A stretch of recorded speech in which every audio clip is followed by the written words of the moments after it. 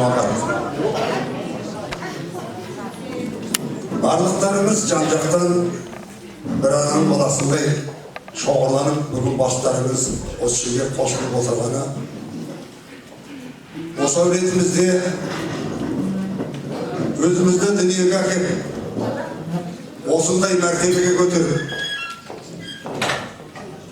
өз құрсағынан 9 баланы тәрбиелеген асыл анамыз, бізді ер жеткізіп санамызға сана берген, өмірдің жолын бізге көрсетіп, қандай жолмен жүрудің барлығын ақыл берген асыл әкетайым. Егер әкем менің тірі болғанда, биыл март айында 100-ге келер еді.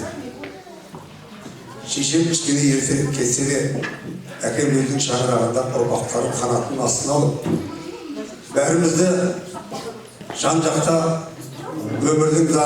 осы бір өмірдің заңына байланысты жан-жаққа тарап отырап кетсек те, бәріміздің сол тұрған жерімізге өзінің аяғымен 94 жасқа келсе де пойызбен жүріп, бәр баласын аралап жүріп, әкенің қайыр-қоры сондай болды. Сондықтан мен осы өмірде, осы әулетте қандай ауыр қазалардың барлығын бойымыздан өткеріп жатырмыз. Жүрегіміз қынжылып, жүрегіміз езілгенде қасымыздан табылып, өзімізге жұбаныш қылып, өзімізді уатып, осындай қамқоршы болған туған туысқандарым, осы жерлестерім, құда жекжат, ағайын туғандар, көрші болған барлық достарым осы жерде барлықтарымызға бас иемін. Әулетімізде осындай ұйғарым келтіріп, өткенге иман тіріге береке берсін, өткендерді еске алып, бір хатым оқылса, Құран бағыштаса, ол кісілер о дүниенің жәннатында рахат аласын. Ендеше біз бүгін әкеміздің өзіне арналған, алтын құрсақ шешемізге арналған, және де дүниеге осы әкемізді дүниеге сонау қыстау қиын заманның өзінде дүниеге әкелген сегіздердің біріндей болған Сал Керімбайдың атамыздың өзінің ұрпақтарымыз, алтын құрсақ алтын жамал шешемізде осы біздің әулеттегі үлкендерімізге еріндері тиіп кеткен. Өзім сол әкемнен туылсам да, әкемнің өзінің жалғыз ағасы Құдайбергеннің баласымын деп мақтанамын. Осы жерде отырған бәрі 9 баласының өзін, біреу апасының баласы, біреу атасының баласы, солай біз бәріміз бөлінген. Ол ертеден қазақтың бір салтында солай болды. Енді біз қазір сіздерге осы кішкентайғана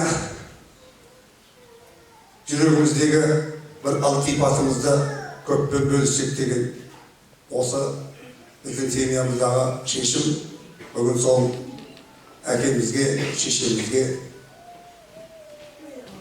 әулетіміздің үлкені Гүлнар апатайымызға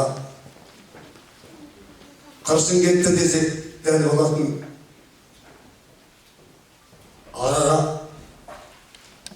жағатын ініге ағатай болатын ақылшымыздан Рақытайымызды, одан кейінгі Үлчат апатайым ақылшымыз, Ілешалы, одан кейін өзімнің соңынан ерген інім, қанысымды кеңіткен бауырым Ерболдың Габриел жоқ болғанына 1 жыл болды. Біз бірақ осы бауырымыздың жылдық асын 26-сына осы Қазанға қойып отырмыз. Бірақ соның алдында біз осы жерде ұйғарып, шешіп, ақылдасып, кеңесіп, осы әкелерімізге бірінші Құран бағыштап, сол кісілер жайында бәр тарихи деректерді сіздерге көрсетсек дегенбіз. Сал Керімбай Райымбектің ұрпағы ел аузында әндерімен жырлары ақын болып, әнші болып жүргенін сол атамнан тиген мұндай жырларға. бала күнімде маған домбыраны бірақ ең бірінші құдайберген атамның өзі бастап үйреткен. Одан кейін әншілік жолымда Тұрсынғазыға жеткізіп, Тұрсынғазыға айтып, осы баламды сен үйрет домбыраға деген сондай әз болды. Енді біз міне осы әулеттегі 8 қырлы бір сырлы болған әке шешелеріміздің ұрпақтары сол бәрі жақсылығына нұр тассын дейді. Кім кішкентай біздің жиеннің жақсылығына қашыда дегендей. Өзі докторский жазып жатқан атақты білімді жиенім Гүлмира балапаныма бүкіл осы әулеттің астынан басы иемін. Өйткені сол тарихи деректерді бәрін осы кім кішкентай ғана кітап жазып, сол нәрсенің бәрін осы ұйымдастырған осы балапаным. Алла қуат беріп, атасы мен апасының аруақтары болдасын, әкесінің аруағы болдасын. Енді ағайын, бірінші хатым оқылсын, одан кейінгі іс-шараларды біз жалғастырайық. Алдарыңызда, иықтарыңызда тұрған осы газет, журналда, осындағы жазушы бауырларым Ержан бауырымды отыр. Енді кім келген жоқ е? Гүлмира? Жоқ. Бақыт өмір ермектерге ерекше рахмет айтайын. Бұл кішкене болса да, алақандай газет болса да, өмірдің бәрі осы жазумен. Адамның өзі өлсе де, жазған кітабы өлмейді деген ол бауырларымызға рахмет айтайын. Енді хатым оқылсын, келген туған туысқандар аяқтарыңыз сауаптан болсын. Сіздерді көргеніме қуаныштымын. Жүрегіміз елжіреп, толқып тұрсақта сіздермен қауышып, сіздермен әке шешең өлсе де, әке шешеңді көрген өлмесін деген осы екен. Сіздерден айналайын, бас ием бүкіл әулеттің атынан. Енді Құран бағыштайық. Сол одан кейін барып рәсімдерді жалғастырайық.